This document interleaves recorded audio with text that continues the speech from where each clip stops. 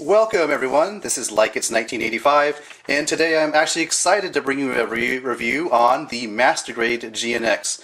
I say excited because number one, it's been a while since I've done a Master Grade review. Number two, I love the GN-X mobile suit design. I just love it, and I loved putting together the kits for the 1 to 144 ESF type and the ALOS type.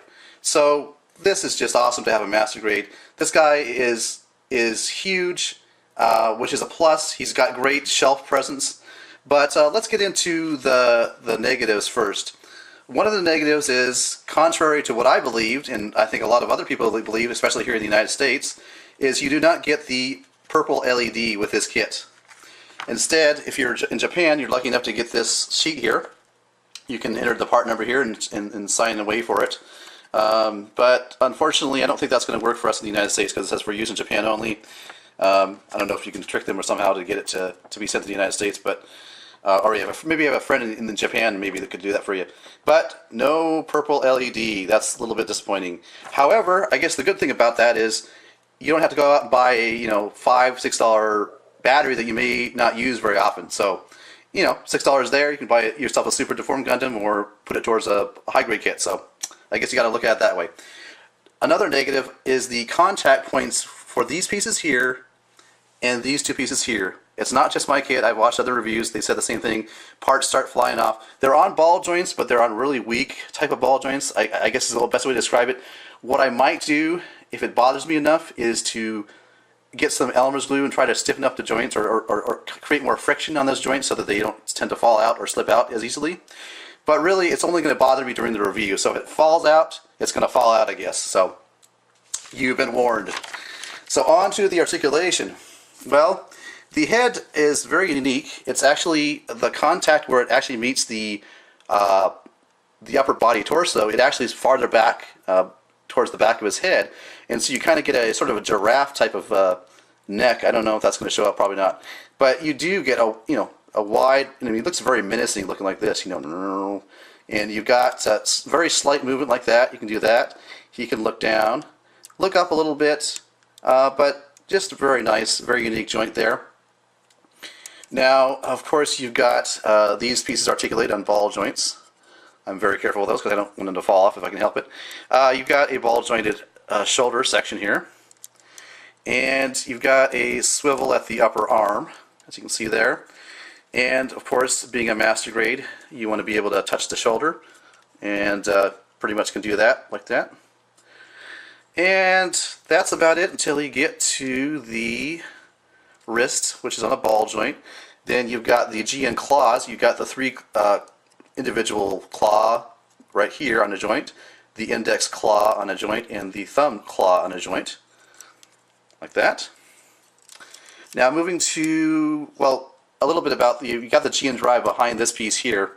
It's got, of course, a purple foil sticker with a clear, translucent, clear piece of plastic over it. So anybody who's assembled a 00 kit knows what that is all about. So that's very nice. And you've got waist articulation. Let's see if I can move his arm here. You've got ab articulation actually right there to start with. You've got waist articulation. Again, these pieces here and here are on ball joints. They're probably going to fall off, but let's just put it back here and see if we can get away with it. The legs, or rather the hip area, is on a ball joint. It can go out like that, forward like that, back, swivel at the upper thigh area. Now, before I forget, it's kind of an accessory issue, but right here you move this piece down like that, and you've got your beam hilt. I left one of them out, but here's one here. It's very nice. I like that location for the beam hilts. I traditionally like the ones that are above the shoulders, like on the classical Gundams, but I really like this. You slide this panel down, it's physically within reach. You can grab it, and away he goes. Back to articulation though. Single joint here, I believe, and it can go about yay far. I'm getting the resistance right now, so it's not double jointed, but it's okay. And then you've got the ankle. It's on that kind of unique to 00, I think. Not double joint, but it's a unique joint to 00. Back like that, and then you've got a split foot. This articulates, as does this like heel spur here. So very nice there. This, of course, the ankle armor does articulate. Moving to the back, let's see, you've got the GN drive. This does remove, but since it's a little bit difficult to show on camera, just trust me, it does remove. It's in the instructions. You've got the tail binder, I guess you call it, and I think, yeah, these pieces articulate like this, and this bottom piece articulates. You can see the thruster inside there. This piece doesn't seem to want to move, so I think that's just supposed to be pegged in there. But yeah, it's a very nice design. Again, I like it. I like it a lot. For accessories, you do get this shield, and there is a little nub in the back. If you push this up with your finger, it raises this section here and allows you to spin this around, much like you would see in the actual anime. You also do get two beams with beam handles. The beam handles are notched, and there is a corresponding notch in the hand, allowing the beam handle to be held firmly. Same thing with the handle on the gun. Now, the beams can be stored in the corresponding areas, like I showed you before, in the hip area. You do get the beam rifle. Now, this can be converted to the long rifle if you just put this piece in here like that. Take this piece here and slide the two together, and then you have the mighty long barrel rifle. Last bit of accessory you'd get is the sticker sheets with the emblems and various designs you can put on there. I actually wanted to keep mine plain without any emblems for now, and I can always put them on later.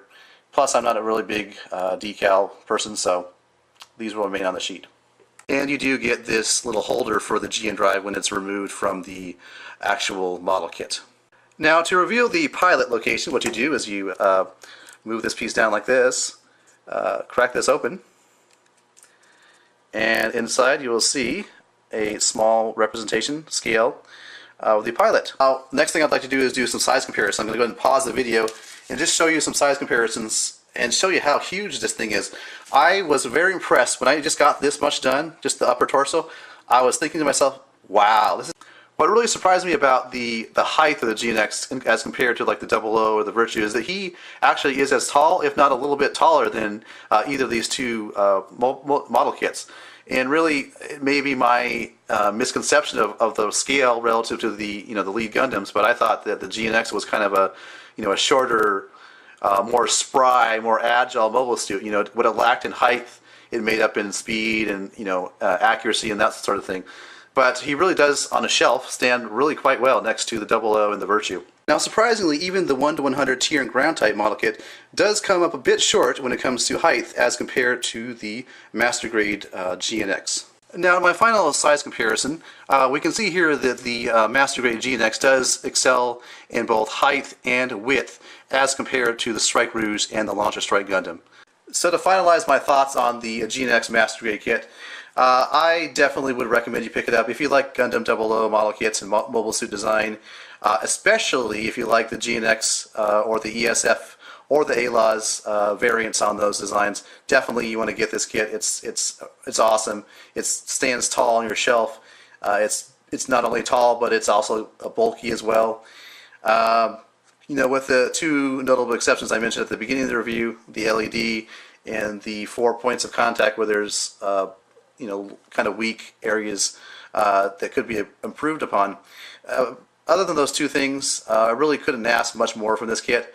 I did end up with some extra pieces at the end of the build, which I was kind of hoping would be able to convert this to maybe like a ALAS or a ESF type, and furthermore to go follow that train of thought, to wish that they had included maybe a plate or two for the ALAS/ESF types GN Lance.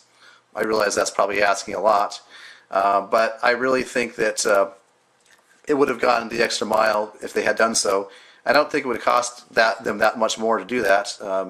As far as I'm aware, the GN-X design and the ESF and the ALAS are quite similar, and I think there could be some adjustments there to make it so that you actually get, with a few modifications, 3 different types of mobile suit for, a master grade price. Other than that, I really can't complain. I recommend it. Again, like if you like 00 and you like the design of the mobile suit / mobile model kits, definitely take a look at it.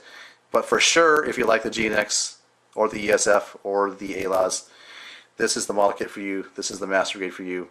This has been Like It's 1985's review of the master grade GN-X. Thanks for watching.